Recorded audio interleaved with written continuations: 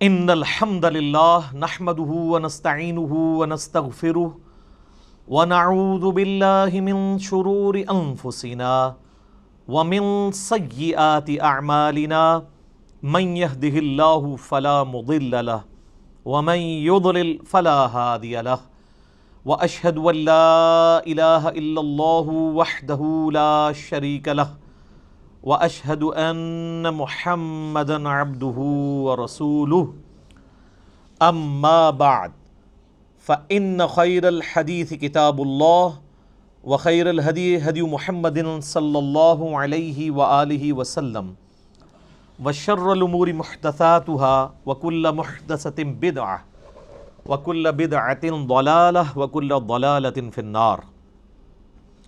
اعوذ باللہ السمیع العلیم من الشیطان الرجیم من ہمزہ ونفخہ ونفثہ بسم اللہ الرحمن الرحیم رب اشرح لی صدری ویسر لی امری واحلل عقدۃ من لسانی یفقہوا قولی۔ بسم اللہ الرحمن الرحیم ان اللہ وملائکتہ یصلون علی النبی یا ایہا الذین آمنوا صلوا علیہ وسلموا تسلیما۔ اللہم صلی علی محمد وعلی آل محمد کما صلیت علی ابراہیم وعلی آل ابراہیم انک حمید مجید۔ اللہم بارک علی محمد وعلی آل محمد کما بارکت علی ابراہیم وعلی آل ابراہیم انک حمید مجید۔ اللہم ربنا آتنا فی الدنیا حسنۃ وفی الآخرۃ حسنۃ وقنا عذاب النار۔ لا الہ الا انت سبحانک انی کنت من الظالمین۔ حسبنا اللہ ونعم الوکیل۔ یا حی یا قیوم برحمتک استغیث ولا حول ولا قوة الا باللہ العلی العظیم۔ ربنا آتنا من لدنک رحمۃ وہیئ لنا من امرنا رشدا۔ آمین۔ میرے بھائیو، الحمدللہ آج 20 اکتوبر 2019 کو سنڈے کے دن بمطابق 20 صفر المظفر 1441 ہجری ہم انشاءاللہ تعالی اپنا نیا سلسلہ قرآن حکیم کی قرآن کلاسز کا شروع کرنے جا رہے ہیں، اور اس کا انشاءاللہ آج پہلا لیکچر انٹروڈکشن سے ریلیٹڈ ہوگا، قرآن حکیم کے تعارف پہ۔ اور اس سیریل کا نام ہم نے رکھا ہے قرآن آسان ترجمہ اور تفسیر، یعنی آسان با محاورہ ترجمہ اور تفسیر قرآن حکیم کی آیات سے اور صحیح الاسناد احادیث کی روشنی میں انشاءاللہ تعالی۔ اور کوشش یہی ہے کہ اس نئے سلسلے میں ٹو دی پوائنٹ ڈسکشن کی جائے، کیونکہ آپ کو پتہ ہے کہ پچھلا جو ہمارا قرآن حکیم کا ایک پورا دورہ ریکارڈ ہوا ہے وہ 9 سالوں میں ہوا ہے، 344 لیکچرز کے اندر۔ اب اتنے ڈیٹیل لیکچر نہیں ہوں گے، البتہ کوشش یہ ہوگی کہ جتنی ضروری انفارمیشن ہے وہ ضرور ڈسکس کی جائے۔ آج کی ہماری اس سلسلے کی پہلی کلاس ہے، اور اس کلاس کے اندر ہم انشاءاللہ کوشش کریں گے کہ قرآن حکیم سے متعلق 40 بنیادی انفارمیشنز جو ہیں وہ ڈسکس کریں، جو ایک مسلمان کے علم میں ہونی چاہیے، اور ان پوائنٹس کے کانٹیکسٹ میں جتنی ضروری گفتگو ہوگی وہ میں کروں گا، ورنہ تو یہ 40 پوائنٹس کے اوپر 40 گھنٹے بھی گفتگو ہو سکتی ہے، لیکن اس گفتگو کی ضرورت نہیں ہے۔ یہ مسلمانوں کے اجماعی عقیدے ہیں، کوئی اس میں دوسری رائے نہیں ہے، اور جتنی انفارمیشن ریکوائرڈ ہے وہ انشاءاللہ میں ڈسکس کروں گا۔ اللہ کا نام لے کے شروع کرتے ہیں میرے بھائیو۔ علمی پوائنٹ نمبر 1 وہ یہ ہے کہ ہم مسلمانوں کا یہ بنیادی عقیدہ ہے کہ یہ جو قرآن حکیم ہے یہ اللہ تبارک و تعالی کی کتاب بھی ہے اور اللہ کا کلام بھی ہے۔ باقی جتنے بھی اس سے پہلے صحائف نازل ہوئے یا کتابیں، ان کے بارے میں کلیم ہے کہ وہ اللہ کی کتابیں ہیں، لیکن یہ وہ کتاب ہے جو صرف کتاب یا سلیبس نہیں ہے بلکہ اللہ تعالیٰ کا کلام ہے۔ اور اس کا ثبوت قرآن حکیم میں سورہ التوبہ کی سٹارٹ میں ہی آتا ہے کہ جنگ کے دوران اگر کافر تم سے پناہ مانگیں تو انہیں پناہ دے دو، اور کسی ایسی جگہ پہ ان کو قید کرو جہاں پر وہ اللہ کا کلام سنے، حتی یسمع کلام اللہ، یہاں تک کہ وہ اللہ کا کلام سنے۔ اور یہ بھی مزے کی بات میں آپ کو بتاؤں، بڑی حیران کن، قرآن حکیم کے علاوہ جتنی بھی الہامی کتابیں ہیں، اولڈ ٹیسٹمنٹ ہو، نیو ٹیسٹمنٹ یعنی تورات، انجیل اور باقی کتابیں ہیں، زبور بھی، ان کتابوں کو اگر آپ پڑھیں گے تو ان کتابوں میں ان کتابوں کا نام موجود نہیں ہوگا، ظاہر ٹیمپرڈ فارم میں۔ یہ ہم نے اسے بائبل کا نام دیا ہوا ہے نا، باہر جو لکھا ہوا ہے، پوری بائبل کے اندر بائبل کا ذکر نہیں ہے، لیکن قرآن حکیم میں سینکڑوں مقامات پر قرآن کا نام آیا ہے، بائی نیم اس کتاب کو مینشن کیا گیا ہے، یاسین والقرآن الحکیم، وَأُوحِيَ إِلَيَّ هَذَا الْقُرْآنُ لِأُنذِرَكُمْ بِهِ وَمَنْ بَلَغَ فَذَكِّرْ بِالْقُرْآنِ مَنْ يَخَافُ وَعِيدٍ۔ کئی آیات ہیں قرآن حکیم میں جن میں قرآن کا لفظ آیا ہے، اور قرآن کا لفظی مطلب ہے بار بار پڑھی جانے والی کتاب۔ قرات ہم اردو میں بھی استعمال کرتے ہیں، عربی کا لفظ ہے۔ تو یہ پہلی بنیادی انفارمیشن ہے کہ یہ صرف کتاب نہیں ہے بلکہ اللہ کا کلام بھی ہے، اور چونکہ یہ اللہ کا کلام ہے لہٰذا اللہ کی صفت ہوئی، اور اللہ کی صفت ہے تو یہ پھر مخلوق نہیں ہے، غیر مخلوق ہے۔ البتہ جو ہمارے پاس اس وقت یہ بائنڈنگ کے اندر قرآن موجود ہے، اس قرآن کے یہ جو صفحے ہیں یہ تو ظاہر مخلوق ہے، کریشن ہے، اس کے اوپر جو سیاہی ہے پرنٹنگ کی وہ بھی کریشن ہے، اس کا گتا بھی یہ بھی کریٹڈ ہے، لیکن اس کے اندر جو کلام لکھا ہوا ہے اگرچہ وہ کاتب کی رائٹنگ ہے وہ بھی کریشن ہے، کریٹڈ ہے، مخلوق ہے، لیکن جو کلام لکھا گیا ہے جسے ہم پڑھتے ہیں یا سنتے ہیں وہ غیر مخلوق ہے، وہ اللہ کی صفت ہے۔ اور اسی لیے آپ دیکھیں کہ سورۃ الاعراف میں آتا ہے نا کہ حضرت موسیٰ علیہ السلام نے خواہش کا اظہار کیا تھا کہ اے اللہ میں تجھے دیکھنا چاہتا ہوں، تو اللہ نے کیا فرمایا تھا؟ تو مجھے نہیں دیکھ سکتا، تو پہاڑ کی طرف دیکھ، اگر یہ پہاڑ میری تجلی سے قائم رہا تو پھر تم بھی یہ یعنی ایزیوم کر سکتے ہو کہ مجھے بھی دیکھ سکو گے۔ پہاڑ پہ جب اللہ کی تجلی اللہ تعالیٰ نے ڈالی جو سورۃ الاعراف میں آتا ہے، تو اس کی وجہ سے پہاڑ جو ہے وہ ریزہ ریزہ ہو گیا، اور سورۃ الاعراف میں آتا ہے کہ اس تجلی کے انڈائریکٹ مشاہدے کی وجہ سے موسیٰ علیہ السلام بھی بے ہوش ہو گئے۔ یہ علیحدہ بات ہے کہ آپ کے بزرگ کلیم کرتے ہیں کہ وہ اللہ کا دیدار کرتے ہیں، کیونکہ وہ تو کہانی ہے، یہ قرآن ہے، یہ ہے سچائی۔ تو یعنی اللہ تعالیٰ کی صفات کے اثرات کیا ہیں، اور سیم اسی طرح کی چیز قرآن حکیم کے بارے میں سورۃ الحشر میں آئی ہے، لو انزلنا ھذا القرآن علی جبل، اگر ہم یہ پہاڑ پر نازل کر دیتے تو پہاڑ بھی اس قرآن کے نزول کی وجہ سے پھٹ جاتا، ریزہ ریزہ ہو جاتا۔ کیوں؟ کیونکہ قرآن اللہ کی صفت ہے، اللہ کا کلام ہے، کلام متکلم کی صفت ہوتا ہے نا، تو اس کا ایفیکٹ یہی ہونا تھا جو اللہ تعالیٰ کی ذات کا ایفیکٹ ہے کہ قرآن اگر کسی پہاڑ پر نازل ہوتا تو وہ بھی اس قرآن کے رعب کی وجہ سے ریزہ ریزہ ہو جاتا۔ سر یہ ہمارے محبوب صلی اللہ علیہ وآلہ وسلم کا مبارک سینہ ہے کہ جس پہ آلموسٹ 23 سال تک قرآن نازل ہوتا رہا ہے، اور اگر آپ بخاری مسلم کی احادیث اٹھا کے دیکھیں تو نبی علیہ السلام کے اوپر ایک کیفیت طاری ہو جایا کرتی تھی جب قرآن کا نزول ہوتا تھا، اور سخت سردیوں میں بھی بخاری مسلم کے الفاظ ہیں کہ آپ صلی اللہ علیہ وآلہ وسلم کے مبارک چہرے پر یعنی پسینہ بہنا شروع ہو جاتا تھا، اتنا وحی کا بوجھ ہوتا تھا،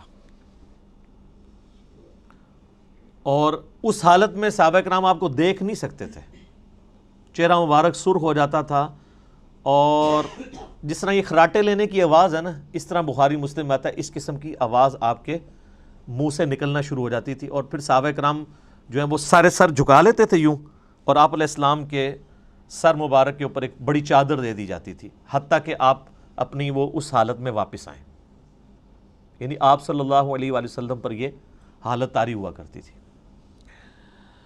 اب یہ علمی پوائنٹ نمبر 1 ہوا ہے جی، ابھی میں اس پہ اور بھی بول سکتا ہوں، لیکن میں جو فی البدی چونکہ میں نے گفتگو کرنی ہوتی ہے، رٹی رٹائی نہیں ہوتی، پوائنٹس میں نے صرف لکھے ہیں کہ مجھے یاد رہے کہ کوئی پوائنٹ سکپ نہ ہو، ادروائز اگر میں ایک ایک پوائنٹ کے اوپر نوٹس بناؤں نا تو پھر یہ 40 لیکچرز میں صرف قرآن کا تعارف ہی ختم ہو، لیکن وہ پھر آپ انٹرسٹ لوز کر جائیں گے. بس اتنی بات کی جائے جو آپ کے انٹرسٹ کی چیز ہے, جس میں آپ کا پریویس نالج بھی انوالو ہو, کچھ نئی بات بھی آپ کی انفارمیشن میں آ جائے. علمی پوائنٹ نمبر 2, ہم مسلمانوں کا یہ اجماعی عقیدہ ہے کہ قرآن حکیم اللہ تعالیٰ نے اپنے آخری پیغمبر سیدنا و مولانا امام اعظم محمد رسول اللہ صلی اللہ علیہ وآلہ وسلم پر نازل فرمایا ہے. یعنی یہ قرآن حکیم سلیبس کی فارم میں نبی علیہ السلام کے ہینڈ اوور نہیں کیا گیا, بلکہ آپ پر یہ نازل ہوا ہے, آپ کے سینہ مبارک کے اوپر. اور اس قرآن کی اتھینٹسٹی آپ صلی اللہ علیہ وآلہ وسلم کی مبارک زبان ہے, اسی لیے آپ کے کریکٹر کو منوایا گیا ہے. سورہ یونس کے سٹارٹ میں بھی آیت نمبر 15-16 میں آتا ہے نا کہ اے نبی علیہ السلام ان سے فرماؤ میں اتنا عرصہ تم میں رہا ہوں, کیا تم نے اس سے پہلے کوئی ایسی بات مجھ سے سنی ہے؟ یعنی میں صادق اور امین ہوں, میں نے کبھی دعویٰ نبوت نہیں کیا اس سے پہلے, نہ کوئی یعنی میری کوئی ایسی خواہش تم نے کبھی آبزرو کی ہو, تو اچانک یعنی چند دنوں کے بعد میں یہ کلیم کر رہا ہوں کہ یہ اللہ کی طرف سے مجھ پر کتاب نازل ہوئی ہے, تو یہ اس بات کا ثبوت ہے میری پریویس زندگی.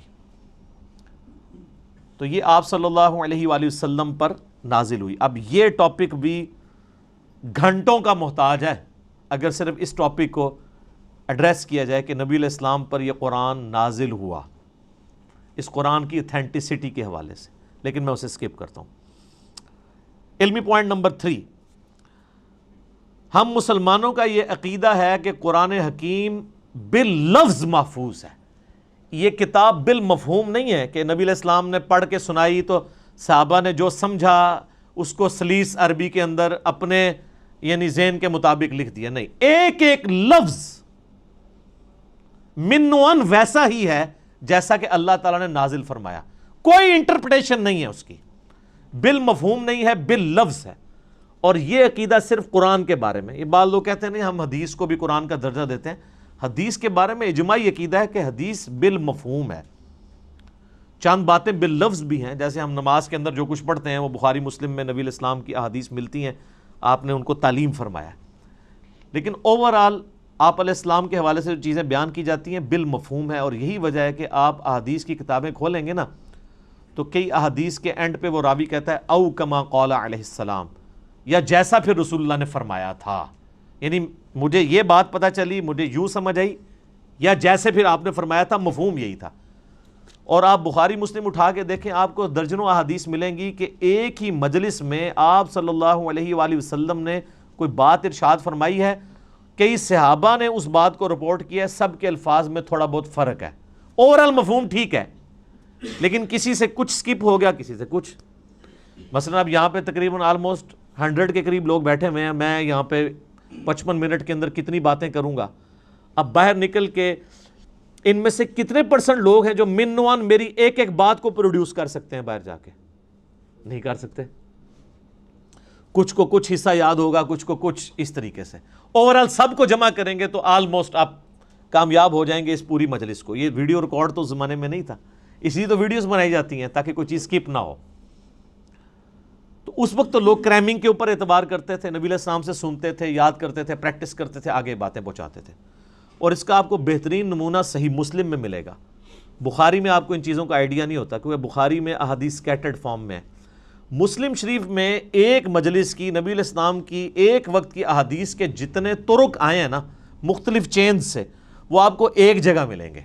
مثلا مسلم کی پہلی حدیث یہی ہے مولا علی علیہ السلام سے, اور بخاری میں بھی موجود ہے کہ نبی علیہ السلام نے فرمایا جس شخص نے میری طرف جھوٹی حدیث منسوب کی وہ اپنا مقام دوزخ میں دیکھ لے.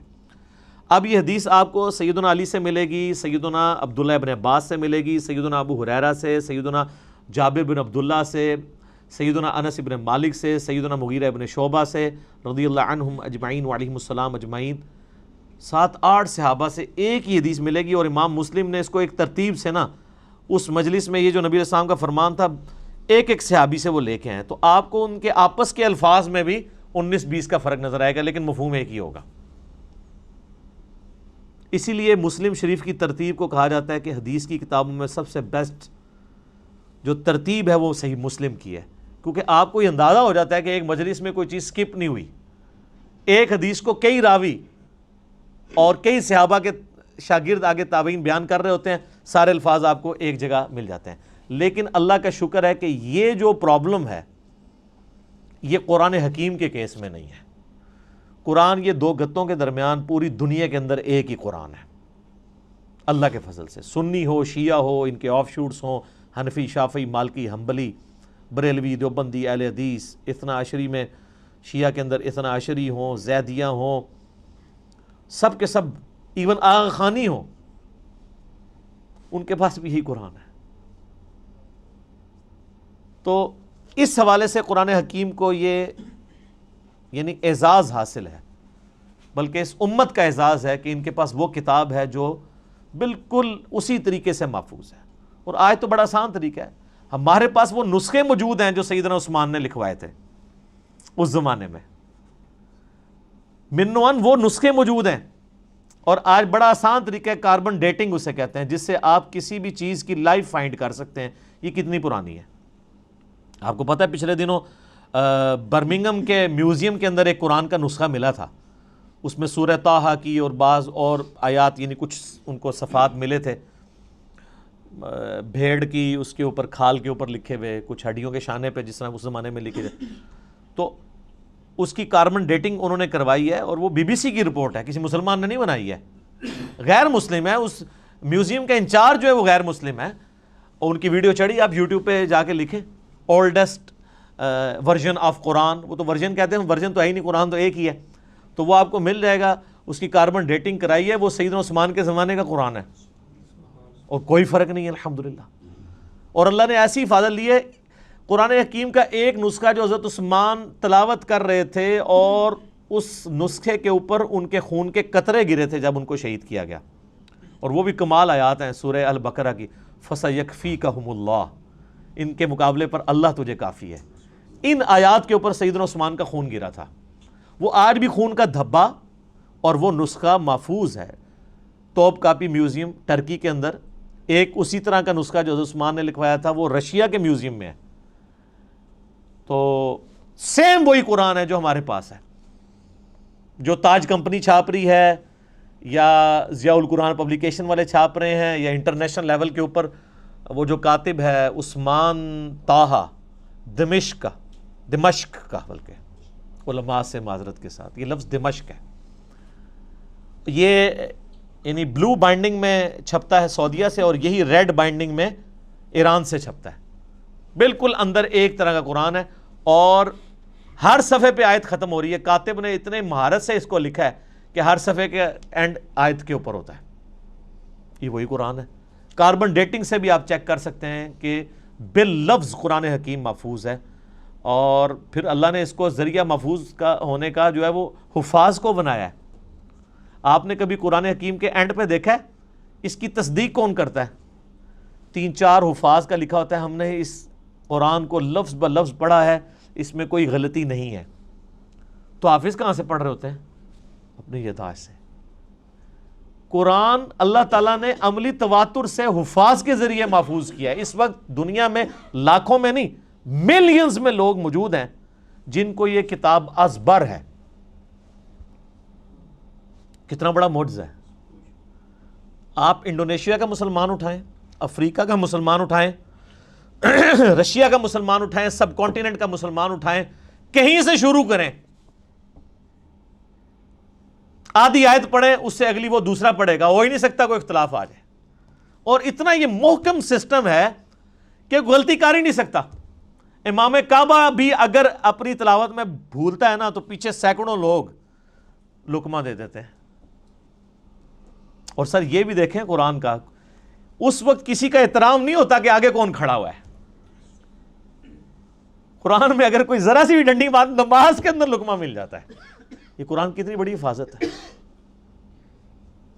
تو صرف یہ لکھے ہوئے کے اوپر اعتماد نہیں ہے، لکھنا تو ظاہر امپورٹنٹ ہے کیونکہ الذی علم بالقلم، اللہ نے قلم کے ذریعے قرآن سکھایا ہے، علم سکھایا ہے، اور وہ قرآن بھی نبی الاسلام نے اس طریقے سے ٹرانسفر. لیکن یہ زبانی بھی مسلمانوں نے اسے یاد کیا ہے، اور ریٹن فارم میں یہ نسخے موجود ہیں. جب کبھی بھی کوئی ایشو آتا ہے، اب تو خیر آتا ہی نہیں ہے، اتنے اسٹیبلش ہو چکے ہیں، اب تو سافٹ ویئرز بن چکے ہیں، پی ڈی ایفs موجود ہیں. اب تو کوئی کبھی آپ نے دنیا میں سنا ہے کوئی ایشو آیا کہ جی اس لفظ تھلے زہر ہے یا زبر ہے؟ کبھی سر یہ کئی کافر جو مسلمان ہوئے ہیں نا، ان کے لیے سب سے بڑی اٹریکشن یہ ہے کہ قرآن کا ورژن ہی کوئی نہیں، ایک ہی قرآن ہے۔ یہ جو امریکن تھے وہ پروٹیسٹنٹ کرسچن یوسف ایسٹس 80s میں مسلمان ہوئے ہیں۔ آپ ذرا ان کی وہ ویڈیو دیکھیں جس میں انہوں نے بتایا ہے کہ میں مسلمان کیسے ہوا ہوں۔ اس میں انہوں نے بتایا کہ جب مجھے پہلی دفعہ پتہ چلا نا کہ قرآن کا ورژن ہی کوئی نہیں ہے، کیونکہ ان کی تو سب سے بڑی مصیبت ہی یہ ہے کہ بائبل کے کتنے ورژن ہیں، اور قرآن ایک ہی ہے پوری دنیا کے اندر۔ اس نے کہا میں کیسے مان لوں کہ یار اتنی پرانی کتاب ہے، پرنٹنگ میں کئی بار کوئی لفظ ٹوٹ جاتے ہیں، لیکن ان کو پتہ نہیں کہ پرنٹنگ نے نہیں اسے محفوظ کیا، مسلمانوں کے سینے نے محفوظ کیا، سینوں نے۔ اور نبی علیہ السلام کی حدیث ہے المستدرک للحاکم میں صحیح سند کے ساتھ، انٹرنیشنل نمبر کے مطابق 399، کہ اللہ تعالیٰ میری امت کو کبھی گمراہی پہ جمع نہیں ہونے دے گا، جماعت پہ اللہ کا ہاتھ ہے، قیامت تک اجماع امت اللہ کی حفاظت میں، اور قرآن حکیم کی حفاظت اللہ تعالیٰ نے امت کے اجماع کے ذریعے کروائی ہے۔ یہ قرآن ہمارے سامنے تو نہیں نازل ہوا، امت کے اجماع نے اسے ٹرانسفر کیا، یعنی امت میں کوئی دوسری رائے نہیں ہے۔ ایک تو وہ رائے نا جو مناظروں میں ہوتی ہے کہ جی وہ آپ کی کتابوں میں یہ لکھا ہوا ہے، تو وہ کہتے ہیں آپ کی کتابوں میں یہ لکھا ہوا ہے، وہ ساری فضول باتیں ہیں۔ نہ سنی ان روایتوں کو آن کرتے ہیں، نہ شیعہ ان روایتوں کو آن کرتے ہیں۔ قرآن حکیم محتاج نہیں ان روایتوں کا، جو عملی تواتر سے چیز نقل ہوئی ہے۔ دنیا میں 1000 مسلمان بھی کھڑے ہو کے کہیں یہ آیت ایسی نہیں ایسے ہے، آج تک تو کوئی نہیں کھڑا ہوا، نہ ہوگا اللہ کے فضل سے۔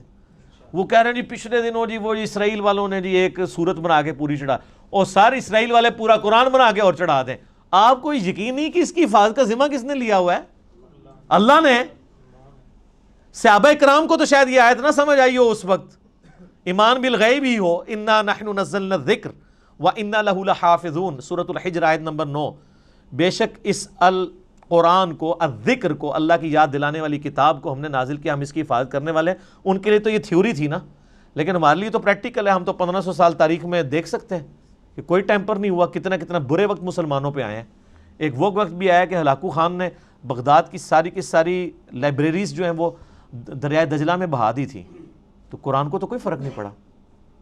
اور وہ جو برمنگم کا نسخہ ہے نا ان کے پاس جو نکلا ہے، وہ انگریزوں کے دور حکومت میں ان کے پاس وہ نسخہ ہاتھ لگا تھا، پھر وہ انہوں نے انگلینڈ میوزیم میں شفٹ کر دیا تھا، کیونکہ انگریزوں کی حکومت پھر سلطنت عثمانیہ ٹوٹنے کے بعد عراق کے اوپر بھی رہی ہے۔ اس دوران انہوں نے پرانی کسی لائبریری سے اسے شفٹ کیا تھا، جو ہلاکو خان کی تباہی کی وجہ سے بچ گئے ہوئے تھے نسخے۔ تو قرآن حکیم کو اللہ تعالیٰ نے اس طریقے سے محفوظ کیا۔ اچھا، یہ جب میں نے پوائنٹ لکھے تھے نا تو میں نے کہا تھا میں ایک منٹ میں ایک پوائنٹ بیان کروں گا تو 40 منٹ میں ختم ہو جائے گا، لیکن یہ تو ان لوگوں کا ختم ہوتا ہے جنہوں نے خبریں پڑھنی ہوتی ہیں، جنہوں نے درد دل سامنے رکھنا ہوتا ہے، جنہوں نے ایک کمپریہنسو نالج گین کیا ہوتا ہے، جن کو پتہ ہے کہ اس وقت دنیا کیا سوچتی ہے اسلام کے بارے میں، تو ان کے لیے تو پھر یہ ایک پوائنٹ کو ڈسکس کرنا ہے 1 منٹ کے اندر ناممکن ہو جاتا ہے، مختصر یہ کام ہو نہیں سکتا۔ پھر میں نے اپنے بھائیوں سے مشورہ بھی کر لیا تھا کہ اگر ہم بالکل اسٹرکٹلی اس کے ساتھ اٹیچ رہیں گے کہ ہم نے اتنے منٹ میں اتنی چیزوں کو ختم کرنا ہے، تو پھر وہ فی البدی گفتگو کا جو حسن ہے وہ ختم ہو جائے گا، پھر کئی پوائنٹس رہ جائیں گے جو ضروری ہوں گے، جو ایک مسلمان کو پتہ ہونے چاہیے۔ علمی پوائنٹ نمبر 4 وہ یہ ہے میرے بھائیوں کہ قرآن حکیم اپنی اصلی فارم میں لوح محفوظ کے اندر ہے۔ یہ ہمارے ہاتھ میں جو قرآن ہے نا، یہ اس کی اتھینٹک کاپی ہے۔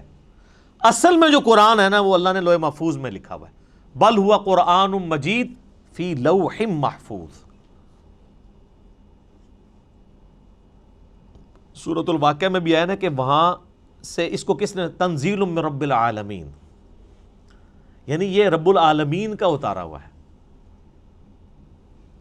لا یمسہ الا المطہرون، یعنی جو قرآن حکیم ہے نا اس کو وہاں پر پاکیزہ فرشتے ہی چھوتے ہیں، کوئی وہاں پہ پہنچ نہیں سکتا۔ اللہ نے اسے اتارا ہے، یہ جنات کے اثر سے نہیں ہے، شیاطین کے اثر سے نہیں ہے، کیونکہ کافروں کا اعتراض تھا نا کہ جی نبی اسلام، اور بعض میں مخلص بھی تھے کہ یار اچانک زندگی کے 40ویں سال میں آپ غار میں جا کے غار حرا میں بیٹھے ہیں، ہو سکتا ہے کسی آسیب کا سایہ ہو گیا ہو، تو اس کی وجہ سے آپ یہ کلام کر رہے ہیں۔ تو وہ تو پھر آپ کو پتہ ہے سیب کے سائے والوں کی حالت یہ تو نہیں ہوتی، ان کی تو حالت ہی کچھ اور ہوتی ہے۔ وہ صحیح مسلم میں بڑی مشہور حدیث ہے نا، ایک بندہ ہے جو جھاڑ پھونک کیا کرتا تھا سیب کے سائے کے لیے، جادو ٹونا کا علاج، اس کا نام تھا ضماد، عربی میں ضاد میم الف اور دال، اردو میں زماد، کئی مسلمان رکھتے بھی ہیں نام وہ، لیکن وہ جن کے نام زماد ہے نا، ان کو پوچھے نا کہ نام آیا کہاں سے ہے، ان بیچاروں کو مسلم شریف کی حدیث نہیں پتہ ہوگی کہ زماد ہے کون تھا۔ وہ جھاڑ پھونک کیا کرتا تھا، مکے آیا تو اس نے سنا کہ یہاں پہ ایک شخص ہے کہ جو بڑا ایک ڈائنامک اس کی لائف تھی، یعنی وہ سب کی آنکھوں کا تارا تھا، ایک کامیاب تاجر بھی تھا اور لوگ اس کے پاس امانتیں رکھواتے تھے، بڑا زبردست، یعنی وہ ایک سمجھ لیں کہ اس معاشرے کے ایلیٹ طبقہ تھا۔ تو اچانک اس کو کچھ ہو گیا اور لوگ پریشان ہیں۔ ظاہر ہے جس نے 40 سال تک کوئی بات ہی نہ کی ہو اس ٹاپک پہ، اور اب وہ کہے کہ میں اللہ کا پیغمبر ہوں، مجھ پہ یہ کلام نازل ہوئے، تو لوگ تو پریشان ہو جائیں گے۔ تو اس نے کہا کہ میں جھاڑ پھونک جانتا ہوں، اگر تو مجھے اس کے پاس لے جاؤ تو مجھے امید ہے کہ میں اس کا علاج کر دوں گا۔ اس کو کیا پتا تھا کہ علاج اس کا نہیں، اس کا اپنا ہو جائے گا۔ تو لوگ اسے لے گئے نبی الاسلام کے پاس، تو آپ صلی اللہ علیہ وآلہ وسلم سے اس نے کہا کہ میں آپ کا علاج کر سکتا ہوں، آپ بتائیں کہ آپ کے ساتھ کیا ایشو ہے، تو اپنا مسئلہ بیان کریں۔ تو آپ صلی اللہ علیہ وآلہ وسلم نے نا کوئی بات نہیں کی، قرآن بھی نہیں پڑھا۔ آپ جو تقریر سے پہلے خطبہ دیتے تھے نا، آپ نے بس وہ پڑھا، ان الحمد للہ نحمدہ ونستعینہ ونستغفرہ ونعوذ باللہ من شرور انفسنا ومن سیئات اعمالنا من یہدہ اللہ فلا مضل لہ ومن یضلل فلا ہادی لہ واشہد ان لا الہ الا اللہ وحدہ لا شریک لہ واشہد ان محمدا عبدہ ورسولہ۔ اب یہ کاش آپ کو عربی آتی ہوتی تو آپ کو پتا ہوتا کہ آپ نے کیا پڑھا ہے صلی اللہ علیہ وآلہ وسلم۔ تو اس نے جب سنا تو وہ ہل گیا، اس نے کہا جی ایک بار ذرا پھر سنائیں۔ دوسری بار، تیسری بار، اس نے کہا جی میں گواہی دیتا ہوں کہ آپ اللہ کے پیغمبر ہیں، اپنا ہاتھ بڑھائیں اور مجھے مسلمان کریں۔ تو حالانکہ جو بندہ ایکسپرٹ تھا جادوگری کا، اس نے بھی کلام سن کے، قرآن نہیں صرف آپ علیہ السلام کا عام کلام سن کے، اس نے کہا نہیں، جنات جن لوگوں کے اوپر اثر ہوتا ہے ان کا اس طرح کا کریکٹر نہیں ہوتا، وہ اس طرح کی باتیں نہیں کرتے، ان کی باتیں تو آل فال ہوتی ہیں، اتنی پریسائز باتیں نہیں ہوتی ہیں۔ پھر نبی علیہ السلام کی مبارک ذات کا ایک روب بھی تھا۔ جو بندہ جادو کا ان ساری چیزوں کا ایکسپرٹ تھا، اس نے ڈکلیئر کر دیا کہ جادوگر نہیں ہے، اور جو جہلات ہے جن کو جادو کا، آسیب کا الف بے بھی نہیں پتا تھا، وہ لوگ نبی الاسلام کو اس کے بعد بھی جادوگر کہتے رہے، نعوذ باللہ۔ ان کی قسمت میں ہدایت نہیں تھی نا، ہونا تو چاہیے تھا کہ جب ایکسپرٹ نے مان لیا کہ نہیں ہے تو تم لوگوں کو تو پتہ ہی نہیں یہ فیلڈ ہے کہ نہیں، تم خام خواہ کہتے ہو۔ جیسے معذرت کے ساتھ آج کی دنیا میں آپ کو مثال دوں، میرے بارے میں علماء کہتے ہیں جاہل ہے، اس کو تو عربی بھی نہیں آتی، اس کو تو پڑھنا ہی کچھ نہیں آتا، وہ قرآن دیکھ کے بھی غلط پڑھتا ہے، وہ پڑھ ہی نہیں سکتا۔ ٹھیک ہے، آپ کہتے رہے، تو جو سن رہے ہیں ان کو نہیں پتا کیا ہو رہا ہے، تو ہم ان باتوں کا بھی جواب نہیں دیتے، ہم کہتے ہیں ٹھیک ہے یار، آپ نے ہمیں جج کرنا ہے، ہماری ویڈیوز آپ کے سامنے ہیں، آپ ان کو دیکھیں اور جج کریں، آپ کو پتہ چل جائے گا سچائی کیا ہے، جھوٹ کیا ہے، غلط کیا ہے، آپ کو سب کچھ پتہ چل جائے گا۔ تو یہ میرے بھائیوں، یعنی یہ جو آواز حق کے لیے بلند ہوتی ہے نا، اس کے ساتھ ہمیشہ اس طریقے سے یعنی لوگ مسچیف کرنے کی کوشش کرتے ہیں، لوگ یعنی غلط طریقے سے حق کی آواز کو دبانے کی کوشش کرتے ہیں، لیکن اللہ تعالیٰ نے جو آواز اٹھانی ہوتی ہے وہ اللہ تعالیٰ اٹھا دیتا ہے۔ ٹھیک ہے، یعنی اب یہ بھی پوائنٹ ایک اتنا بڑا پوائنٹ ہے کہ یعنی اس کے اوپر ڈسکشن ہو سکتی ہے کہ قرآن حکیم اللہ تعالیٰ نے لوح محفوظ میں رکھا ہوا ہے، اور اپنے اصلی حالت میں یہ ہمارے پاس یہ کاپی ہے۔ کتنی بڑی خوش نصیبی ہے کہ ہمارے پاس وہ کتاب ہے کہ جو اوریجنل کتاب لوح محفوظ میں ہے۔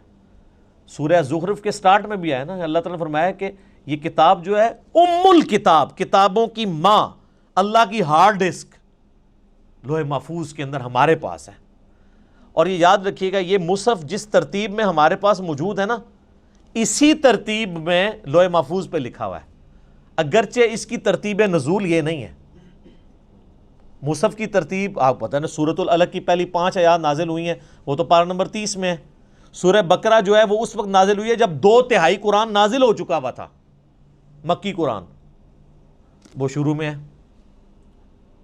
لیکن اللہ کے پاس لوح محفوظ میں اسی ترتیب میں ہے. وہ اللہ تعالیٰ نے اس کتاب کو سرکمسٹانسز کے اوپر نازل کیا ہے، اور یہ اس قرآن کی سب سے بڑی خوبی ہے جو کسی اور الہامی کتاب میں نہیں ہے، کہ جو سرکمسٹانسز کے اوپر نازل ہوئی ہے اور مسلسل 23 سال تک.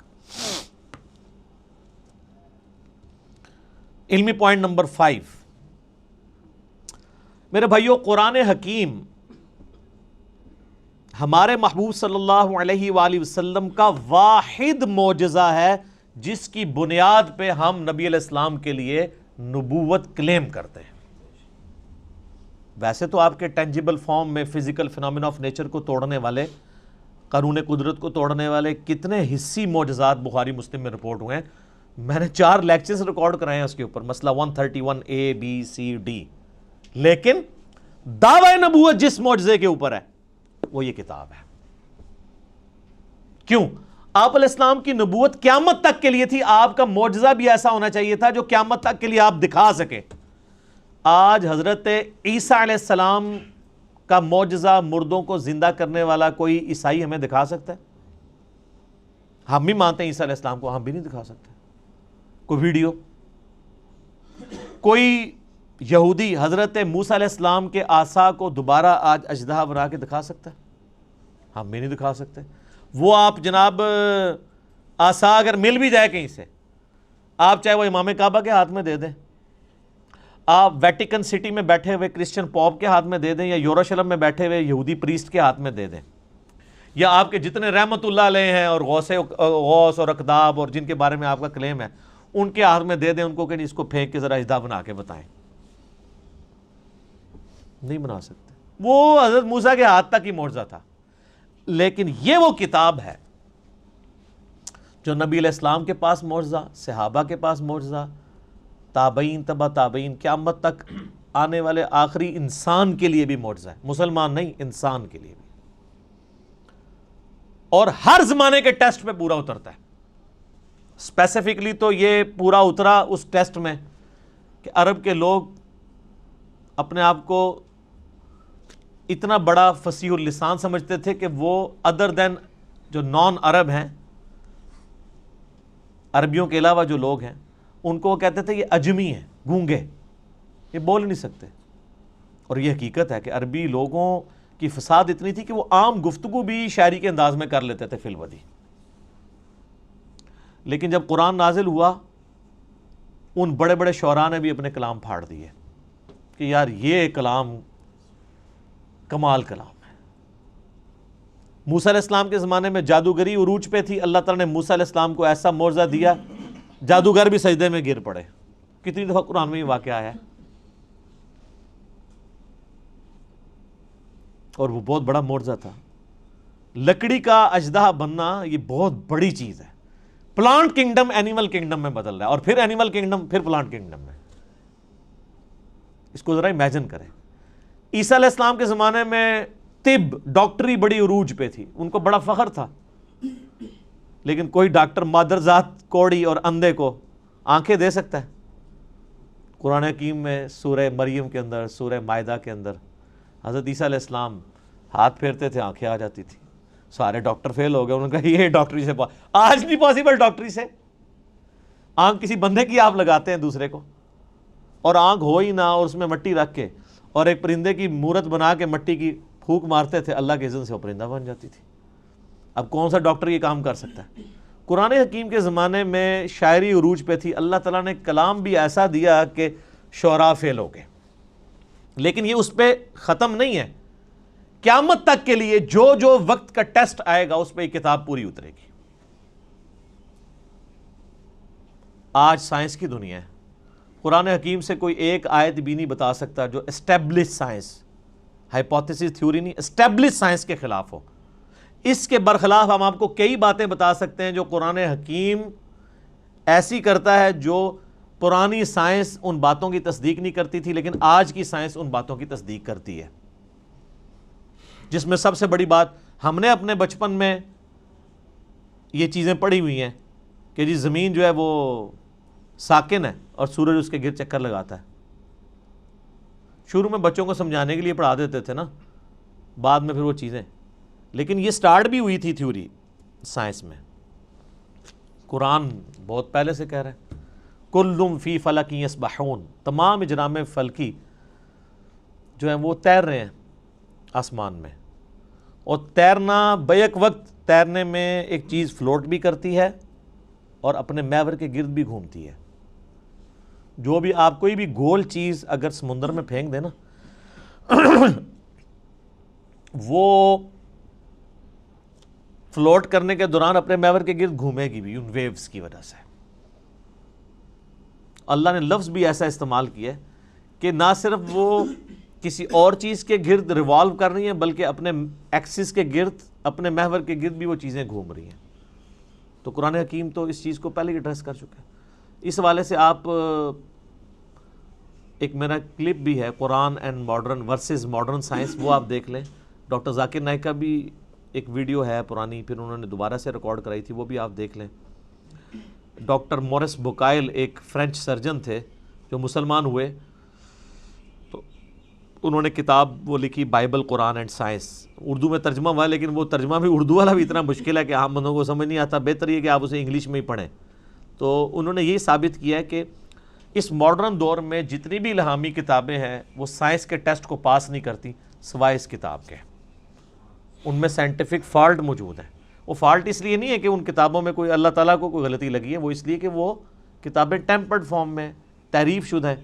یہ کتاب محفوظ ہے, وہ بھی اگر محفوظ ہوتی تو اس میں کوئی اینٹی سائنس سٹیٹمنٹس نہ آتی.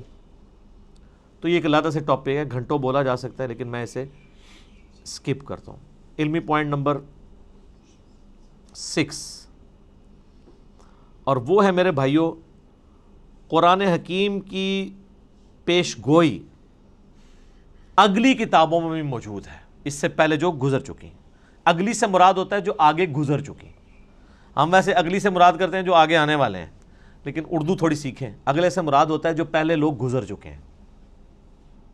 ہم پچھلے ہیں جو پیچھے پیچھے ان کے آ رہے ہیں, کیونکہ لوگ اپنی منزل کی طرف جا رہے ہیں نا. صحابہ کرام ہمارے اگلے ہیں, ہم ان کے پچھلے ہیں. تو جن کو اردو نہیں آتی وہ بیچارے الٹ سمجھ رہے ہوتے ہیں. تو اگلی کتابیں ہیں تورات, زبور, انجیل, اولڈ ٹیسٹمنٹ, نیو ٹیسٹمنٹ کی فارم میں جو اویلیبل ہیں, ان کتابوں میں اس کی پیش گوئیاں موجود ہیں الکتاب کی فارم میں, کہ الکتاب اس طرح آخری پیغمبر کے اوپر نازل ہوگی. نبی علیہ السلام کی پریڈکشنز موجود ہیں. سورۃ الاعراف میں آتا ہے, اللہ تعالیٰ فرماتا ہے کہ ان کے اندر وہ پیغمبر آئے ہیں جن کی یہ پیش گوئیاں تورات اور انجیل کے اندر لکھی ہوئی پاتے ہیں. سورۃ الانعام کے اندر آیا کہ یہ پروفٹ وہ ہیں کہ یہ اپنے بیٹوں سے زیادہ ان کو پہچانتے ہیں, کہ یہ وہی پیغمبر ہیں جن کی پریڈکشنز تورات اور انجیل کے اندر موجود ہیں. اپنے بیٹے کے بارے میں تو شک نہیں ہوتا نا کسی کو, کہ بچپن سے ظاہر اس کے سامنے پیدا ہوتا ہے, باپ جانتا ہوتا ہے. اس سے زیادہ نبی علیہ السلام کو یہ جانتے ہیں کہ وہی پیغمبر ہیں, لیکن نہیں مانا انہوں نے. نہیں ماننا ہوگا تو آپ جتنے مرضی دلائل رکھیں. ایون آج ٹیمپرڈ فارم میں جو تورات اور انجیل موجود ہے نا, اس میں بھی آپ کو نبی علیہ السلام کی پروفیسیز مل جائیں گی. اس کے اوپر بھی کئی ایک ویڈیوز نیٹ کے اوپر رکھی ہوئی ہیں. Similarities between Christianity and Islam, similarities between Hinduism and Islam. Doctor Zakir Naik کی ویڈیوز ہیں, انہوں نے کتنی چیزیں پروف کی ہیں, موجود ہیں, جس سے, اور یہ بیسیکلی انہوں نے زیادہ تر محنت تو کی تھی احمد دیدار صاحب نے رحمہ اللہ تعالی, انہی سے ہی کاپی کیا ہے انہوں نے, خصوصاً کرسچینٹی کے پوائنٹ آف ویو سے. باقی جہاں تک ہندوازم اور باقی چیزوں کا تعلق ہے وہ ڈاکٹر ذاکر نائک کو کریڈٹ جاتا ہے کہ یہ انہوں نے ویلیو ایڈیشن کی ہے احمد دیدار صاحب کے کام کے اندر, کوئی شک نہیں اس کے اندر. تو آپ پروفیسیز دیکھیں.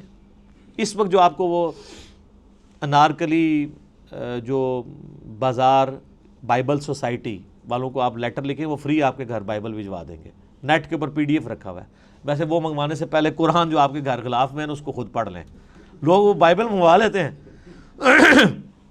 قرآن نہیں منگوا کے پڑھتے. قرآن بلکہ منگوانا بھی نہیں, گھر پڑا ہوا ہے. میں اسی لیے قرآن کے غلافوں کے بڑا خلاف ہوں. یہ غلاف کے اندر جو قرآن ہے کو نہیں کھولتا, کیونکہ جب بندہ یہ تصور کرتا ہے نا اس کو یوں یوں کر کے کھولنا ہے, پھر یوں یوں بند کرنا ہے, وہ بند ہی پڑا رہتا ہے. کتابیں بھی آپ کسی کو گفٹ کریں اس کے اوپر سے ساری وہ پیکنگز اتار کے دیا کریں, کبھی شاید وہ کھول کے پڑھ ہی لے. وہ آپ پڑھیں تو اس میں آپ کو ڈیوٹرانومی چیپٹر جو ہے تورات کے اندر، اولڈ ٹیسٹمنٹ کے اندر ملے گا، اس کا باب نمبر 18 ہے، اس میں آیت نمبر 18 ہے کہ موسیٰ علیہ السلام کو اللہ تعالیٰ نے وحی کی کہ اے موسیٰ میں تیرے بھائیوں میں سے، بھائی کون؟ بنو اسماعیل، بنو اسرائیل کے بھائی بنو اسماعیل. اور یہ یعنی تورات کے شروع میں پیدائش چیپٹر میں موجود ہے کہ حضرت ابراہیم علیہ السلام کی 2 بیویاں تھیں، 2 بیٹے تھے، جو مین حضرت یعقوب علیہ السلام جو ان کے حضرت اسحاق کے بیٹے تھے، تو وہ آگے ان سے وہ بنی اسرائیل چلے، اور دوسری طرف حضرت اسماعیل تھے. تو میں تیرے بھائیوں یعنی بنو اسماعیل میں سے، بلکہ آج بھی آپ اسرائیل والوں سے پوچھیں، عرب لوگ وہ کہتے ہیں ہمارے کزنز ہیں، وہ مانتے ہیں اس بات کو، عربی ان کو کزن مانتے ہیں. اس لیے ہمیں شک پڑتا ہے اندر سے دونوں ملے ہوئے نہ ہوں، جو کچھ مسلمانوں کے خلاف یہ لوگ کر رہے ہوتے ہیں. ہم اسرائیل کو تسلیم نہیں کیے بیٹھے ہوئے اسلام کی حمیت میں، اور جن لوگوں کی اصل دشمنی تھی وہ ان کے ساتھ پینگیں بڑھا رہے ہیں. تو وہ ڈیوٹرانومی چیپٹر میں 18 نمبر میں آیت نمبر 18 ہے، موسیٰ میں تیرے ان یعنی ماننے والوں کے بھائیوں میں یعنی ان کے کزنز کے اندر تیری مانند ایک رسول اٹھاؤں گا جو ان پہ میری آیات کو تلاوت کرے گا. اور اسی طریقے سے گاسپل آف جان جو ہے، جو اولڈ ٹیسٹمنٹ نیو ٹیسٹمنٹ کٹھے وہ انجیل مقدس چھپی ہوئی ہے، اس میں جو نیو ٹیسٹمنٹ میں گاسپل آف جان ہے، اس کے اندر چیپٹر نمبر 15 سے 18 تک آپ کو کئی آیات ملیں گی. حضرت عیسیٰ علیہ السلام اپنے ماننے والوں کو کہتے ہیں میرا دنیا سے جانا تمہارے لیے رحمت ہے، میں جب جاؤں گا تو میں اپنے رب سے ریکویسٹ کروں گا اس ہستی کو دنیا میں بھیجیں گی جو میرا نام دنیا میں روشن کریں گی. مجھے تم سے بہت کچھ کہنا ہے لیکن تم ابھی ان چیزوں کے متحمل نہیں ہو. وہ جب ہستی دنیا میں آئیں گی تو وہ تمہیں وہ ساری چیزیں تعلیم کریں گی، اور اللہ تعالیٰ ان کے منہ میں اپنا کلام ڈالے گا. یہ جو پروفیسی ہے یہ دنیا میں کسی پروفٹ کے بارے میں نہیں ہے. باقی سارے پیغمبروں کو سلیبس کی فارم میں کتاب تختیوں کی شکل میں موسیٰ علیہ السلام کو ملا ہے. یہ جو اللہ تعالیٰ کلام ان کے منہ سے بلوائے گا، ان کے سینے پہ نازل کر کے، یہ ہے ہی صرف نبی علیہ السلام کے لیے. اچھا، وہ اب اس کے اوپر بھی ٹیکنیکل بحث ہے، عیسائی کیا اعتراض کرتے ہیں، وہ علیحدہ سے ٹاپک ہے، میں اس کو سکپ کرتا ہوں. بہرحال وہ جو ڈیوٹرانومی جس اولڈ ٹیسٹمنٹ والا حوالہ، اس کو کرسچنز اور جوز دونوں مانتے ہیں. نیو ٹیسٹمنٹ کو صرف کرسچنز مانتے ہیں. اس کے اندر یہ جو ہے نا کہ تیرے بھائیوں میں سے تیری مانند رسول اٹھاؤں گا، تو وہ کرسچنز کہتے ہیں یہ جو تیری مانند سے مراد ہے نا، یہ حضرت عیسیٰ کی پیش گوئی ہے کہ حضرت موسیٰ کے بعد حضرت عیسیٰ بھی یہودیوں میں ہی پیدا ہوں گے. اس میں تو کوئی شک نہیں کہ حضرت عیسیٰ بھی یہودی تھے، یہودی النسل تھے، بنی اسرائیل میں سے تھے. لیکن یہ پروفیسی ان کے بارے میں پوری نہیں ہوتی، کیونکہ اس میں الفاظ ہے تیری مانند اور تیرے بھائیوں میں سے. بھائی تو بنو اسرائیل کے بنو اسرائیل نہیں، بنو اسماعیل ہیں، ورنہ تو ہوتا کہ تم ہی میں سے اٹھاؤں گا. بھائی کہنے کی ضرورت ہی نہیں تھی، تیری اولاد میں سے اٹھاؤں گا. نہیں، بنو اسماعیل میں نبی علیہ السلام کے علاوہ تو کوئی پروفٹ بھی نہیں ہے. اور تیری مانند میں دیکھیں کیا قیامت مضمر ہے کہ حضرت موسیٰ علیہ السلام کی مانند ہمارے ہی پیغمبر ہیں صلی اللہ علیہ وآلہ وسلم. حضرت موسیٰ علیہ السلام کی نیچرل ڈیتھ ہوئی ہے، حضرت عیسیٰ علیہ السلام کی نیچرل ڈیتھ نہیں ہوئی، بلکہ اللہ نے ان کو اٹھا لیا. چلیں کرسچنز کے نزدیک وہ شہید کر دیے گئے، نیچرل ڈیتھ نہیں ہوئی. تو حضرت موسیٰ علیہ السلام کی مانند ہمارے محبوب صلی اللہ علیہ وآلہ وسلم ہیں، حضرت عیسیٰ نہیں ہے. اچھا، حضرت موسیٰ صاحب امت پیغمبر تھے، 6 لاکھ کا لشکر لے کے نکلے، اور حضرت عیسیٰ علیہ السلام کے اوپر صرف 12 بندے ایمان لے کے آئے تھے، اور ان کی جان بھی اللہ نے بچائی ان کو زندہ اٹھا کے. ہمارے محبوب صلی اللہ علیہ وآلہ وسلم بھی صاحب امت تھے. آپ کی مبارک زندگی میں 1 لاکھ سے زیادہ لوگ آپ پہ ایمان لا چکے تھے، اور آج تو ماشاءاللہ آپ دیکھ لیں باہر ہیں. اس ریزیملنس میں بھی ہمارے محبوب صلی اللہ علیہ وآلہ وسلم حضرت موسیٰ سے زیادہ ریزیملنس رکھتے ہیں ایز کمپیئر ٹو حضرت عیسیٰ جو موسیٰ علیہ السلام سے رکھتے ہیں. حضرت موسیٰ علیہ السلام کی پیدائش نارمل طریقے پہ ماں باپ کے ذریعے ہوئی ہے، اور ہمارے نبی علیہ السلام کی پیدائش بھی نارمل طریقے سے ماں باپ کے ذریعے ہوئی ہے. لیکن حضرت عیسیٰ علیہ السلام کی پیدائش نارمل نہیں ہے، معجزانہ طور پہ اللہ تعالیٰ نے ان کو پیدا کیا. اس ریزیملنس میں بھی ہمارے نبی علیہ السلام حضرت موسیٰ کی مثل ہیں، حضرت عیسیٰ علیہ السلام ان کی مثل نہیں ہے. اس قسم کی کئی اس طریقے سے نئی شریعت، حضرت عیسیٰ علیہ السلام تو 10 کمانڈمنٹس کو اسٹیبلش کرنے آئے تھے، کوئی نئی شریعت نہیں لے کے آئے. موسیٰ علیہ السلام کی شریعت کو آگے لے کے چلیں. ہمارے نبی علیہ السلام نئی شریعت لے کے آئے ہیں، جس طرح کہ موسیٰ علیہ السلام کی شریعت نہیں تھی. اس اعتبار سے بھی ہمارے محبوب صلی اللہ علیہ وآلہ وسلم اور حضرت موسیٰ علیہ السلام کے اندر ریزیمبلنس پائی جاتی ہے جو حضرت عیسیٰ اور موسیٰ میں نہیں پائی جاتی. لہٰذا یہ جو پروفیسی ہے ڈیوٹرانومی کی چیپٹر نمبر 18 ورس نمبر 18 کتاب الاستثناء چیپٹر، یہ من و عن ہمارے محبوب صلی اللہ علیہ وآلہ وسلم کے بارے میں پوری ہوتی ہے اور کسی شخص کے بارے میں نہیں. اب اس میں بھی گھنٹوں بولا جا سکتا ہے لیکن سکپ کرتا ہوں میں اسے. علمی پوائنٹ نمبر 7، قرآن حکیم کی زبان عربی ہے جو آج تک اسی طریقے سے زندہ ہے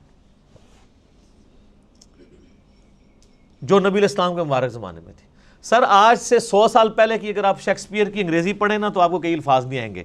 شیکسپیئر کی انگریزی تو چھوڑ دیں، آپ فضائل اعمال آج سے 50-60 سال پہلے جو لکھی گئی ہے اس میں کئی اردو کے الفاظ ہیں جو آج مستعمل ہی نہیں ہیں.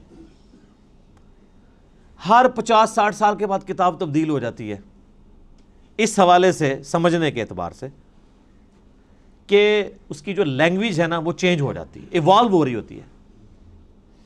لیکن عربی ایسی ایوالو ہوئی ہے کہ قرآن حکیم کی برکت سے اللہ نے اسے چینج نہیں ہونے دیا. آج بھی وہی عربی بولی جا رہی ہے حجاز کے اندر اور پورے ایریے کے اندر. عربی زبان کو فریز کر دیا ہے قرآن حکیم نے.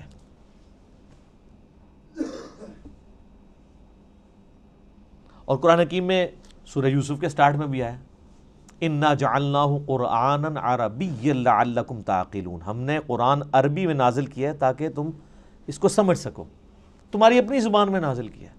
سورہ انبیاء میں آیا کہ تم غور نہیں کرتے، یہ وہ کتاب ہے جس میں تمہارا ذکر موجود ہے، اس کے ساتھ تم مانوس ہو، تمہاری اپنی لینگویج میں بات ہو رہی ہے. پھر اس طریقے سے قرآن حکیم میں ہے یہ فصیح اللسان عربی زبان کے اندر ہے. پھر اللہ تعالیٰ نے قرآن حکیم میں یہ بھی فرمایا کہ یہ کہتے ہیں اس نے کوئی اجمی غلام چھپا کے رکھا ہوا ہے جو اسے پڑھاتا ہے یہ کتاب. تو اللہ نے فرمایا کہ کیسا اجمی غلام ہے کہ جو کتاب ہے وہ فصیح عربی کے اندر ہے اور اجمی اس کو سکھا رہا ہے. یہ بات یہ نہیں تمہارا یعنی چھڈو جڑی پھڑی بھی جائے، ایڈی لمبی چھڑ دے ہو، اتنی لمبی گپ شپ فٹ ہی نہیں بیٹھتی. تو یہ عربی فصیح زبان اور آج تک قرآن کی برکت سے اللہ تعالیٰ نے عربی کو محفوظ رکھا ہے. علمی پوائنٹ نمبر 8، قرآن حکیم کا جو ڈائلیکٹ ہے، لہجہ ہے، وہ عرب کے بادیہ نشین جو پینڈو لوگ، گاؤں کے رہنے والے، ریگستانوں کے رہنے والے، اعرابی جنہیں کہا جاتا ہے، بدو لوگ، ان کے ڈائلیکٹ میں یہ قرآن نازل ہوا ہے. یعنی جس طرح آپ آج بھی دیکھ لیں، ایک ہے شہری پنجابی عجیب پٹھی سیدھی، اور ایک ٹھیٹھ گاؤں کے لوگوں کی پنجابی ہے. اس کے ڈائلیکٹ میں اور شہری پنجابی کے ڈائلیکٹ میں کتنا فرق ہے. اور ایک ہے لکھنؤ کے لوگوں کی، یو پی کے لوگوں کی اردو، اور ایک ہے ہم پنجابیوں کی اردو. ڈائلیکٹ میں فرق ہے. ہم اردو زبان کو سیکھ تو ضرور سکتے ہیں، اس ڈائلیکٹ کو بھی سیکھ سکتے ہیں، لیکن پھر بھی کہیں نہ کہیں پکڑے جاتے ہیں کہ پنجابی ہیں. میں نے تو اپنے آپ کافی اوورکم اس اعتبار سے کیا ہے کہ الفاظ کی ادائیگی ٹھیک ہو، لیکن بعض اوقات اپنے لہجے سے پتہ چل جاتا ہے کہ یہ اردو بولنے والا پٹھان ہے، پنجابی ہے، بلوچی ہے، سندھی ہے. تو اس اعتبار سے جو ڈائلیکٹ ہے نا قرآن کا، وہ ہے عرب کے بادیہ نشین لوگوں کی عربک کا. اور وہ آج بھی آپ عرب میں چلے جائیں نا، وہ اسی طریقے سے وہی عربی بولتے ہیں. ویسے آپ اپنے علاقوں میں بھی دیکھیں، آپ لاہور میں چلے جائیں تو اور طرح کی پنجابی ہے، فیصل آباد والوں کی اپنی پنجابی ہے. اور اگر آپ سیالکوٹ میں چلے جائیں، سیالکوٹ والے جب اردو بھی بول رہے ہوتے ہیں ہمیں پتہ چل جاتا ہے یہ سیالکوٹ کا بندہ ہے، کیونکہ وہ اس کو اپنے اسی سٹائل میں بول رہے ہوتے ہیں. اسی طریقے سے جو ہند کو یعنی یہ سطح مرتفع پوٹھوہار کے رہنے والے، ہم بھی پوٹھوہاری ہیں جہلم کے لوگ، یہاں کی ہم تو خیر اتنے پوٹھوہاری نہیں، آپ ذرا پنڈی چلے جائیں نا، ان کی ذرا آپ پنجابی سنیں. ہم تو کہتے ہیں نا ادھر آؤ، وہ کہتے ہیں ادھر آؤ. اب لفظ وہی ہے لیکن ذرا ڈیفرنٹ فارم میں. یہ ڈائلیکٹ کہلاتے ہیں. ایک ہی لفظ دوسری فارم میں جب بولا جاتا ہے لفظ وہی ہے. اب ادھر آؤ اور ادھر آؤ میں بڑا فرق ہے، لیکن لفظ ایک ہی ہے، ڈائلیکٹ کا فرق ہو گیا.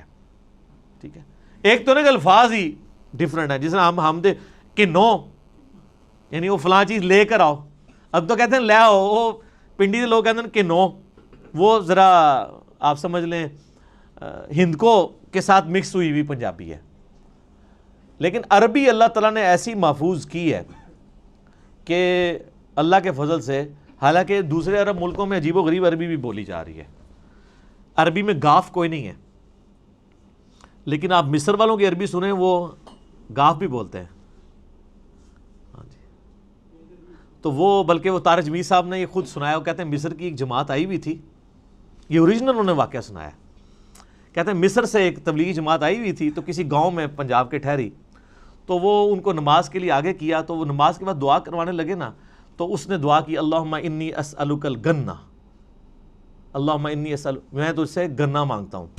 اچھا وہ جنہ کو گنہ پڑھتے ہیں، لفظ ہے جیم، تو وہ اس کو گاف پڑھتے ہیں. جیسے کئی لفظ گاف ہیں عربی میں جیم پڑھے جاتے ہیں. یہ شیخ عبد القادر جو جیلانی ہیں، ان کا نام ہے شیخ عبد القادر گیلانی.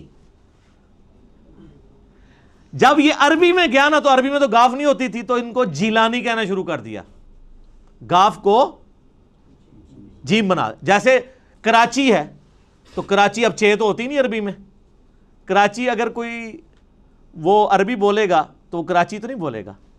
پاکستان کو وہ باکستان بولتے ہیں، کیونکہ پا نہیں، پے ہوتی نہیں ہے، تو وہ بے بولتے ہیں اس کی جگہ. تو طارق جمیل صاحب کہنے لگے کہ وہ بار بار دعا کر رہے تھے اللہم انی اسألک الگنہ، وہ کہہ رہے تھے، وہ جنہ کو گنہ پڑھ رہے تھے. تو وہ جناب وہ گاؤں کے لوگ اتنے سارے گنے لا کے انہوں نے اگلی نماز میں وہاں رکھ دیے. انہوں نے کہا جی گنے پہ مانگتے ہیں. ظاہر ہے اس سے آپ ہمارے لوگوں کی بھی جہالت دیکھ لیں کہ ان کو بھی عربی کوئی نہیں آتی نا، ورنہ وہ اللہم انی اسألک یہ ان کو سمجھ آ رہی ہوتی، ان کو بس یہی سمجھ آیا گنا گنا وہ کہہ رہے ہیں، شاید گنا شوق سے کھاتے ہیں. تو وہ جنہ کو گنا پڑھ رہے تھے. تو اس طرح کا یعنی جو عربک میں ڈیفارمیشن ہے نا، وہ مصر کی عربی میں اور اس طرح کی آئی ہے کہ اس میں الفاظ اس طرح آ گئے ہیں. لیکن جو پیورلی عرب کے لوگ ہیں وہ آج بھی وہی عربی بولتے ہیں جو عربی ہے، اس کے اندر وہ کوئی بھی اس طریقے سے تبدیلی نہیں آئی ہوئی ہے. جس قسم کی تبدیلی جو ہے وہ ہمیں ان لوگوں کے اندر نظر آتی ہے. تو یہ اللہ تعالیٰ نے قرآن حکیم کو محفوظ کیا ہے عربی کی برکت سے. اللہ تعالیٰ نے عربی کو محفوظ کیا ہے قرآن کی برکت سے. عربی اللہ کی زبان ہے نا جی. تو اس پہ بھی اب کافی کچھ بولا جا سکتا ہے. علمی پوائنٹ نمبر 9 وہ ہے میرے بھائیوں، قرآن حکیم جو ہمارا عیسوی کیلنڈر اس وقت چل رہا ہے نا دنیا میں، جس کے مطابق آج 20 اکتوبر 2019 ہے، اس کیلنڈر کے مطابق 610 عیسوی 610 AD اینو ڈومینی، یہ آفٹر ڈیتھ آف عیسیٰ نہیں ہے، یہ اینو ڈومینی ہے، ایئر آف دا لارڈ. حضرت عیسیٰ کی پیدائش کے سال کو یعنی ڈکلیئر کیا گیا تھا 1 عیسوی، ان کی ڈیتھ کو نہیں. یہ AD سے مراد ڈیتھ نہیں ہے، یہ لیٹن لینگویج کا لفظ ہے، اینو ڈومینی کا مخفف ہے. اس پہ میرا یوٹیوب پہ کلپ بھی ہے، عیسوی کیلنڈر ورسز ہجری کیلنڈر. یہ دونوں اللہ کے کیلنڈر ہیں، وہ سورج کے اعتبار سے چلتا ہے، دوسرا چاند کے اعتبار سے، لیونر اور سولر دونوں ہی اللہ کے ہیں. 610 عیسوی سے لے کر 632 عیسوی تک، یعنی نبی علیہ السلام کی وفات 632 میں ہوئی، اس پیریڈ آف ٹائم کے اندر قرآن حکیم نازل ہوا ہے. آلموسٹ یہ 22 سال بنتے ہیں عیسوی اعتبار سے، اور آلموسٹ 23 سال بنتے ہیں تقریباً ہجری اعتبار سے، کیونکہ لیونر ایئر آپ کو پتا ہے نا ہر سال 10 کا فرق پڑ جاتا ہے. یہ تو تقریباً 365 دنوں کا سال ہوتا ہے، اور جو دوسرے والا سال ہے وہ 355 دنوں کا. تو 10 سال کا فرق پڑتا رہے 20 سال تک، تو 200 دن کا فرق پڑ گیا نا، آلموسٹ پونے سال کا فرق پڑ جاتا ہے. تو وہ فرق نظر آتا ہے. تو اس دوران یہ قرآن حکیم نازل ہوا ہے، آلموسٹ 22 سال عیسوی اعتبار سے، اور آلموسٹ 23 سال جو ہے وہ ہجری اعتبار سے. اور علمی پوائنٹ نمبر 10 آج کا آخری، کیونکہ ٹائم بالکل قریب ہو چکا ہے، قرآن حکیم حجاز میں نازل ہوا ہے، نجد میں نازل نہیں ہوا. نبی علیہ السلام کا پورا جو ٹریولنگ کا حصہ ہے وہ سارا حجاز کا ہے. مکہ بھی حجاز میں ہے، مدینہ بھی حجاز میں، ایون آپ تبوک تک چلے گئے عرب کے اینڈ پہ، آپ یعنی وہ تہامہ کی جو پہاڑیاں ہیں ان کی اس سائڈ پہ حجاز ہے، اور وہ دوسری سائڈ نجد کہلاتی ہے نا. تو حجاز کے اندر قرآن نازل ہوا ہے، قرآن نجد میں نازل نہیں ہوا. یعنی وہ ٹائم اینڈ سپیس کی بات کر رہا ہوں. ٹائم اس کا 610 عیسوی سے 632 عیسوی ہے، اور سپیس اس کے نازل ہونے کی کون سی ہے؟ حجاز۔ پورے کا پورا قرآن جو ہے وہ حجاز کے اندر نازل ہوا ہے اور کسی ملک کے اندر نازل نہیں ہوا، یعنی عرب کی سرزمین میں نازل ہوا، اور عرب کی سرزمین میں بھی نازل ہوا ہے۔ نبی صلی اللہ علیہ وآلہ وسلم کچھ عرصہ مکہ رہے، 2/3 قرآن وہاں پہ نازل ہوا، پھر مدینہ شریف میں، پھر برزخی قرآن بھی ہے مکے سے مدینہ ہجرت کے دوران، پھر مدینے سے تبوک جاتے ہیں وہاں پہ بھی ہے، اور یہ آگے انشاءاللہ اگلے جو علمی پوائنٹس آئیں گے ان میں ڈسکس کروں گا کہ کسی صورت کا مکی مدنی ہونے کا یہ مطلب نہیں کہ 100% ہی وہ مکی اور مدنی ہے۔ بعض اوقات کئی آیات ہیں جو مکی ہیں اور مدنی صورتوں میں ہیں، کچھ مدنی آیات ہیں جو مکی صورتوں میں ہیں۔ اوورال زیادہ پیریڈ جس صورت کا ہوتا ہے اس اعتبار سے اسے مکی مدنی کہتے ہیں، اور بعض پوری بھی مکی اور مدنی ہے۔ لیکن ایک جو ہمارا یہ عقیدہ ہے کہ یہ قرآن حکیم آن دا فیس آف ارتھ جس سپیس میں نازل ہوا وہ سپیس تھی حجاز کی سپیس۔ عرب کا جو جزیرہ نما عرب ہے اس میں بھی حجاز والا پورشن جو ہے، یہ والا پورشن جو پہاڑوں کے اس طرف لائی کرتا ہے، تو یہ قرآن نجدی نہیں، یہ نجدی وہ بھی اب آپ کو پتہ ہے نجدی کہتے ہیں نا، نجدی ہو، تو قرآن حکیم نجدی نہیں ہے، قرآن حکیم حجازی ہے۔ ٹھیک ہو گیا؟ تو اللہ تعالیٰ سے دعا ہے جو حق بات میں نے کہی اللہ تعالیٰ ہمارے دلوں میں راسخ فرمائے، اگر جذبات میں میرے منہ سے کوئی غلط بات نکل گئی تو اللہ تعالیٰ ہمارے دلوں سے معاف کر دے، ہمیں کتاب و سنت کی تعلیمات پر عمل کر کے دوسرے بھائیوں تک پہنچانے کی توفیق عطا فرمائے۔ اللہم صلی علی محمد وعلی آل محمد کما صلیت علی ابراہیم وعلی آل ابراہیم انک حمید مجید۔